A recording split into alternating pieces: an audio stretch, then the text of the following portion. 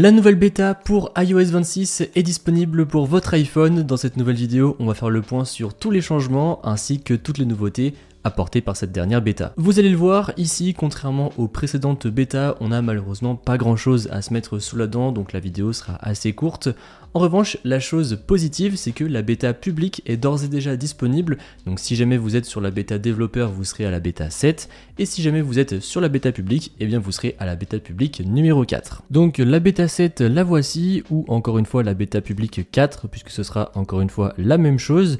Elle pèse ici 10,04 Go sur mon iPhone 16 Pro Max, et bien sûr la taille pourra varier en fonction de votre iPhone et la bêta que vous aviez juste avant. Concernant la version exacte du logiciel, comme d'habitude, on va se rendre dans les réglages, puis on va cliquer sur Général, mise à jour logiciel, on va attendre un petit peu, cliquer sur plus de détails, et ici nous sommes à la version donc iOS 26, 23A, 53, 26A. Donc c'est plutôt une bonne chose puisque vu que nous sommes à la lettre A, eh bien on est très proche de la version finale puisque comme je vous le disais avant, à chaque fois en fait la petite lettre à la fin détermine un peu de comment on se situe par rapport à la version finale. Et là vu qu'on est à la lettre A avec cette bêta 7, je pense qu'il va nous rester encore une ou deux bêtas peut-être, ensuite on aura la version RC et pour finir la version grand public. La première chose qui change, c'est comme pour la bêta 6, et cette fois-ci j'ai d'ailleurs pu le filmer, eh bien on a un écran de présentation du Liquid Glass lorsque l'iPhone redémarre après avoir été mis à jour vers la bêta 7. On vous explique un petit peu les nouveautés du Liquid Glass, on vous explique un peu le fonctionnement des nouvelles applications, ou du moins la refonte de ces applications, comme par exemple pour l'application appareil photo. Donc encore une fois c'est la même chose que la semaine dernière, cependant la semaine dernière personnellement je ne l'avais pas eu et je l'ai eu ici sur la bêta 7, donc il se pourrait que vous aussi vous l'ayez. Sinon en ce qui concerne les nouveautés, eh bien on va pouvoir retourner dans les réglages, cependant cette fois-ci on va se rendre dans l'onglet batterie. On va attendre un petit peu que ça charge et ensuite on va pouvoir descendre et cliquer ici sur mode d'alimentation puisqu'ici une nouvelle rubrique fait son apparition.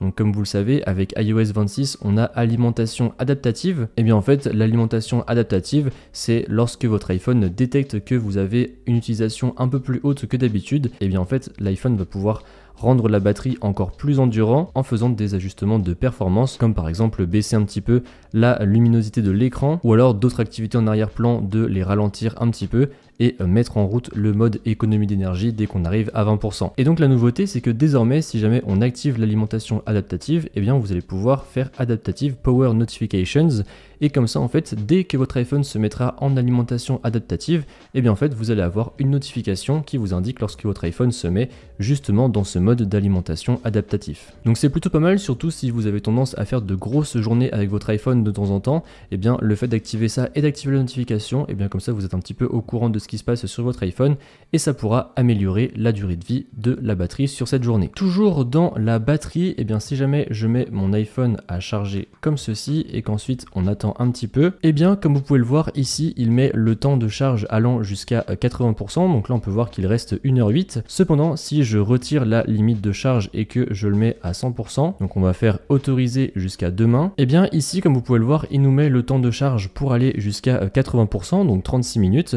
et on a également le temps de charge pour aller jusqu'à 100%. Donc je pense que ce petit mode a été fait pour encourager les gens à mettre leur iPhone à charger à 80%, et d'ailleurs c'est quelque chose que je vous recommande vivement de faire puisque comme j'ai pu vous le montrer dans ma dernière vidéo sur le bilan de l'iPhone 16 Pro Max après 10 mois d'utilisation, et bien comme vous pouvez le voir, si on va dans l'état de santé de la batterie, et bien je suis toujours à 100% de capacité de la batterie, chose qui est extrêmement rare puisque d'habitude je suis à 96.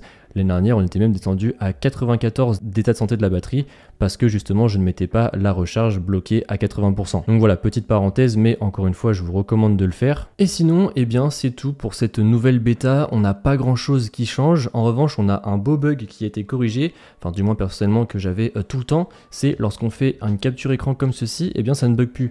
Personnellement, moi, ça buguait tout le temps. Soit c'était en noir parce que c'était défini en HDR, soit tout simplement, ça mettait énormément de temps avant d'apparaître. Là, vous voyez, à chaque fois que je fais une capture d'écran, ça marche. Et en fait, il y avait plusieurs fois où j'appuyais sur les boutons pour faire une capture écran. Il se passait rien à l'écran, mais quand j'allais dans ma pellicule, eh bien la capture écran était bel et bien effectuée. Donc ça c'est le bug qui a été corrigé, du moins celui que j'ai remarqué tout de suite. Et sinon dans l'interface, pas grand chose qui change. Comme on peut le voir ici au niveau du Liquid Glass, c'est toujours sensiblement la même chose. En revanche, alors à confirmer, mais j'ai l'impression qu'au niveau des animations, ça a repris un petit peu les mêmes animations qu'avant. Ça ne fait plus un peu le même style qu'iPadOS comme c'était le cas sur la bêta 6. Et en revanche, une chose que je voulais vous montrer, que je ne vous avais pas mentionné dans ma dernière vidéo, mais qui est trop beau, c'est que si jamais vous activez de la musique, que vous verrouillez votre iPhone et que vous le passez en plein écran, eh bien l'heure, vous voyez comment ça switch d'un mode à l'autre. Bon là ça bug encore un petit peu puisque comme on peut le voir, l'heure ne passe pas directement derrière, mais je trouve ça super beau, la manière dont l'heure se rétrécit pour aller vers le haut. Donc voilà, c'était un très léger changement que je voulais vous montrer puisque je ne l'avais pas fait dans la dernière vidéo. Mais sinon, c'est à peu près tout pour cette bêta 7. Après, encore une fois, il y aura peut-être d'autres petits bugs qui seront corrigés à droite à gauche. De toute façon, je vous mets comme d'habitude le patch note en description. Mais de mon côté, pour l'instant, j'ai pas remarqué grand chose. Niveau chauffe et batterie, ça me semble correct. Là, mon iPhone n'a pas chauffé hier lorsque je l'ai mis à jour, mais c'était déjà quelque chose que j'avais remarqué avec la bêta 6 et dont je vous avais fait part. Côté performance, pas grand chose à signaler, tout tourne très bien. Et pareil, côté batterie, comme on peut le voir ici, je suis encore à 43% de batterie, donc ça tient plutôt bien. Et on est vraiment sur des versions qui sont stables désormais, je trouve, même si je ne vous recommande pas spécialement pour autant d'installer iOS 26 tout de suite, puisque ça va arriver dans 2-3 semaines, donc ça serait un peu prématuré de le faire maintenant. Et si jamais vous voulez vraiment essayer, comme d'habitude, je vous recommande d'installer la bêta publique. Donc voilà, comme vous l'avez vu, au final, très peu de nouveautés ici. En revanche, la bonne chose, comme je vous le disais, c'est qu'on est à la lettre A, donc on est très proche de la version finale d'iOS 26. On pourrait donc s'attendre à voir une version RC d'ici les prochaines semaines. En attendant, je pense qu'on aura toujours une bêta la semaine prochaine et une bêta la semaine d'encore après. Et peut-être qu'après, Apple fera comme l'année dernière, c'est-à-dire que fin août, début septembre, il y aura une semaine sans rien, et la semaine d'après, on aura la RC, donc la Release Candidate, juste avant d'avoir la version pour le grand public. En tout cas, je vous tiendrai bien sûr au courant de tout ça sur la chaîne, donc comme d'habitude, n'hésitez pas à vous abonner et à activer la cloche pour ne pas manquer ces prochaines vidéos. Et moi je vous dis à bientôt dans une prochaine vidéo. Allez, salut!